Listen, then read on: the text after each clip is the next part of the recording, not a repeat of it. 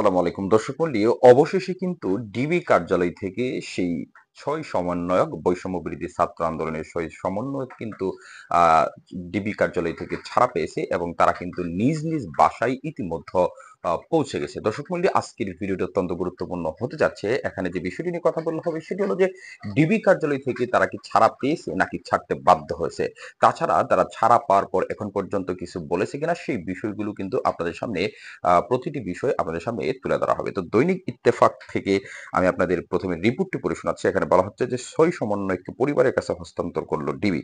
বৈষম্যবিরোধী ছাত্র আন্দোলনের ৬ সমন্বয়কে গোয়েন্দা শাখা ডিবি থেকে ছেড়ে দেওয়া হয়েছে। বৃহস্পতিবার ১ আগস্ট ১:৪০ দিকে তাদেরকে পরিবারের কাছে হস্তান্তর করা হয়। এ সময় তাদের ডিবির গাড়িতে করে নিয়ে যেতে দেখা যায়।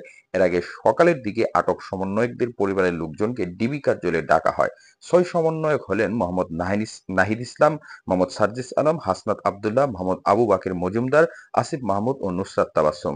এর আগে গত শুক্রবার ২৬ জুলাই কোটা সংস্কার আন্দোলনের ৩ সমন্বয়ক নাহিদ ইসলাম, আসিফ মাহমুদ ও আবু বাকের মজুমদারকে হাসপাতাল থেকে মিন্টুর ডিবি কার্যালয়ে নেওয়া হয়। পরে শনিবার ২৭ জুলাই মোহাম্মদ সার্জিস আলম, হাসনাত আবদুল্লাহ ও নুসরাত তাবাসসুমকেও ডিবি হেফাজতে নেওয়া হয়। পরে রোববার ২৮ জুলাই রাতে ডিবি হেফাজতে থেকে সব ধরনের কর্মসূচি প্রত্যাহারের ঘোষণা দেন বৈষম্যবিরোধী ছাত্র আন্দোলনের ৬ সমন্বয়ক।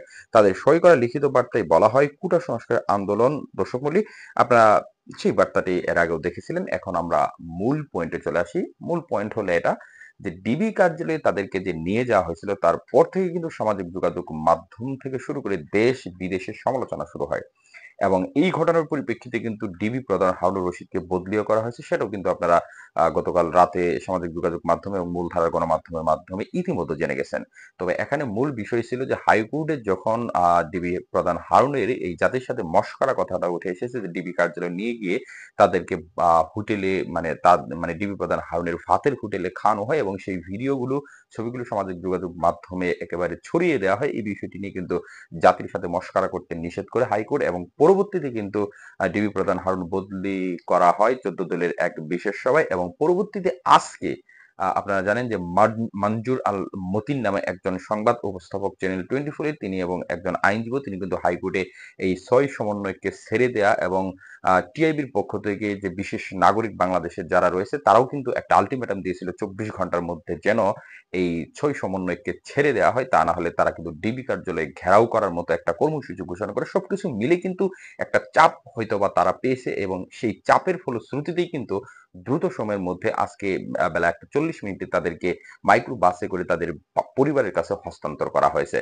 পাশাপাশি আরেকটা বিষয় উল্লেখযোগ্য যে তারা এখন পর্যন্ত ডিবি কার্যালয় থেকে ছাড়া পাওয়ার পর পরিবারের কাছে যাওয়ার পর এখন পর্যন্ত মিডিয়ার সামনে কিন্তু কোনো কথা এখন পর্যন্ত তারা বলেনি। আপনারা জানেন যে তাদের ভিতরে দিয়ে কি মানে তাদের উপর দিয়ে কি গেছে বা কি ধরনের ঝড় গেছে সেটা কিন্তু কিছুটা হলেও আপনারা আন্দাজ করতে পারছেন। তবে অল্প সময়ের মধ্যেই কিন্তু সেই বিষয়গুলোতে তারা হয়তোবা মুখ খুলবেন। তারা কিছু বলা মাত্রই কিন্তু আমরা আমাদের এই চ্যানেলের মাধ্যমে আপনাদেরকে বিষয়টি অবশ্যই অবহিত করব। সে পর্যন্ত আপনারা অবশ্যই ভালো থাকবেন। তার পাশাপাশি এই বিষয়টি নিয়ে বিশেষ করে ডিবি কার্যালয় থেকে ৬ সমন্বয়কের ছাড়া পাওয়ার বিষয়টিকে আপনারা কিভাবে দেখছেন, ঠিক কি কারণে এই মুহূর্তে তাদেরকে ছাড়তে বা ছাড়া হলো সেই বিষয়টি নিয়ে আপনার মূল্যবান মন্তব্য অবশ্যই কমেন্ট বক্সে লিখে জানাবেন। তার পাশাপাশি পরবর্তী আপডেট পেতে যারা এখন পর্যন্ত আমাদের এই চ্যানেলটিকে সাবস্ক্রাইব করেননি, চ্যানেলটিকে সাবস্ক্রাইব করে পাশে থাকা বেল আইকনটি বাজিয়ে সাথেই থাকবেন। ধন্যবাদ সবাইকে। আসসালামু আলাইকুম।